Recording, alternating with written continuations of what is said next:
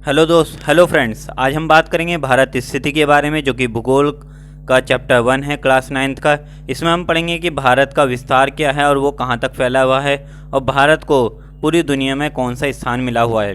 और उसके बाद हम जानेंगे कि भारत के कौन कौन से पड़ोसी देश हैं और उसको पूरी दुनिया में उसकी स्थिति से क्या फ़ायदा मिलता है। तो सबसे पहले हम जानते हैं कि भारत के कुछ महत्वपूर्ण पॉइंट्स के बारे में।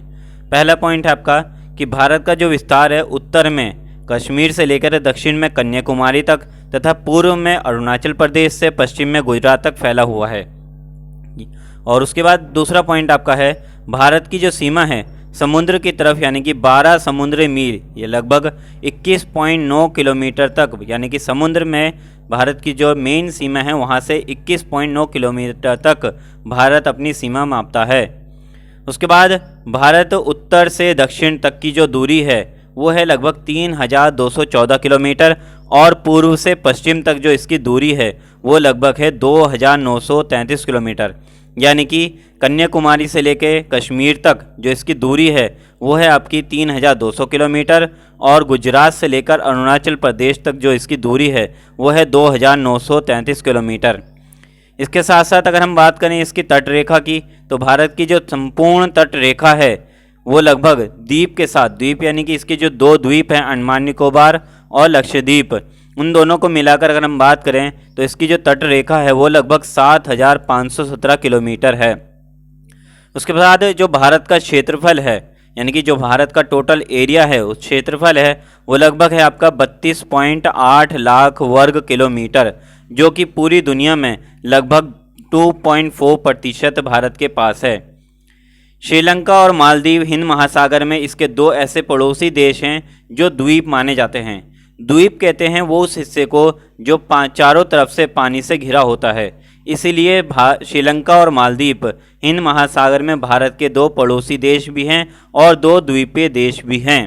इसी के तरीके से भारत और श्रीलंका मन्नार की खाड़ी से अलग हैं तथा इसका दूसरा नाम पाक जल संधि भी है, यानी कि ये भारत और श्रीलंका मन्नार की खाड़ी और पाक जल संधि से अलग है। उसके बाद अगर आपसे कोई क्वेश्चन पूछता है कि भारत के केंद्र शासित प्रदेशों के नाम लिखो, यानी केंद्र शासित प्रदेश वो प्रदेश होते हैं जहां पर राज्य सरकारें नहीं होती, वहां केवल केंद्र का शासन चलता है। तो भारत के अंदर कुछ ऐसे प्रदेश हैं जो केंद्र शासित प्रदेश हैं। वो उनमें से पहला है, सबसे पहला अंडमान और निकोबार, जो कि हमारा एक द्वीप है। दूसरा है चंडीगढ़, जो कि हरियाणा और पंजाब दोनों की राजधानी है। तीसरा है दादर और नगर हवेली। चौथा दमन द्वीप, दिल्ली, लक्षद्वीप और पुडुचेरी। तो ये कुछ देश हैं जहां पर केंद्र का राज होता है। नेक्स्ट, अगर आपसे पूछा जाए कि भारत के आकार के बारे में बताओ, तो भारत के आकार के बारे में आप इस तरीके से लिख सकते हो कि भारत के उत्तर में बहुत ऊंचे ऊंचे पहाड़ हैं, जिनमें आपके काराकोरम, हिमालय पर्वतमाला, माउंट एवरेस्ट, और उसके बाद कुछ नदियां जैसे कि ब्रह्मपुत्र, गंगा, कृष्णा, महानदी, गोदावरी और कावेरी जैसी विशाल नदियां भारत के अंदर उपस्थित हैं। उसी के साथ साथ उत्तर पूर्व और दक्षिण में यहाँ पर क्या है, बहुत बड़ी बड़ी पहाड़ियाँ हैं जो वनों से ढकी हुई हैं, तथा पश्चिम में विशाल थार मरुस्थल है जो कि राजस्थान में है। उत्तर पश्चिम में हिंदकुश और सुलेमान पहाड़ियाँ हैं, और उत्तर में हिमालय पर्वत है, और इसी के साथ साथ दक्षिण में विशाल हिंद महासागर है। तो इस तरीके से हम भारत के आकार के बारे में बता सकते हैं। इसके साथ ही भारत को अगर पूछा जाए आपसे कि भारत को भारतीय उपमहाद्वीप क्यों कहते हैं, उपमहाद्वीप को कहते हैं उस हिस्से को जो तीन तरफ से पानी से घिरा हुआ होता है। इसीलिए भारत, क्योंकि तीन तरफ से, जैसे कि बंगाल की खाड़ी पूर्व में, पश्चिम में अरब सागर, दक्षिण में हिंद महासागर से घिरा हुआ है, इसीलिए भारत को उपमहाद्वीप कहा जाता है, क्योंकि ये तीन तरफ से पानी से घिरा हुआ है। उसके बाद अगर आपसे कोई पूछता है कि उन पड़ोसी देशों के नाम लिखो जो भारत को छूते हैं और कुछ नहीं छूते, तो ऐसे देश हैं हमारे पाकिस्तान, अफगानिस्तान, चीन, नेपाल, भूटान, बांग्लादेश, म्यांमार।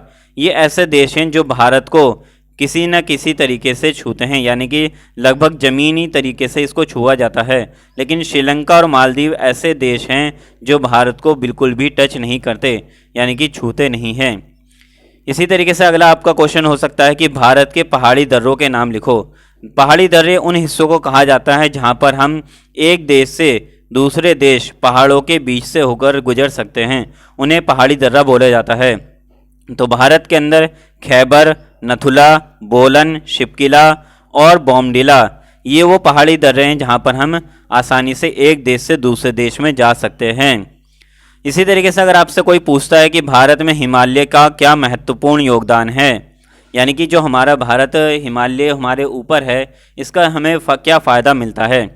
पहला पॉइंट इसका ये हो सकता है कि भारत और चीन, क्योंकि दोनों ही देश ऐसे देश हैं जो कि बहुत दुनिया में सबसे बड़े हैं आबादी में और एक तरीके से दुश्मन भी समझे जाते हैं। तो ये एक तरीके से क्या है, प्राकृतिक सीमा मतलब एक नेचुरल बॉर्डर की तरह काम करता है, जो कि हमारे देश को शत्रुओं से, यानी कि जो हमारे देश पर हमला कर रहे हैं उनसे बचाता है। दूसरा है ये अलग अलग प्रकार की वनस्पति भी उपलब्ध कराता है, क्योंकि पहाड़ों पर अलग अलग प्रकार के पेड़ पौधे उगते हैं जो जड़ी बूटियों का काम भी करते हैं।